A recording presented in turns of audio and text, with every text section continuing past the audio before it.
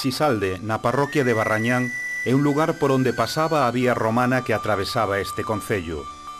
A carón da Ponte Vella está o muiño de Sisalde e a Caseta da Luz. No ano 2002 restaurouse un dos moitos muiños que hai a carón do río Sisalde. Noutros tramos recibe outros nomes. Este muiño grande consta dun edificio con dúas entradas e enxeñerías de moer diferentes. Os factores paisaxísticos do ecoturismo aprecianse neste río, cuxas marxes se están a recuperar.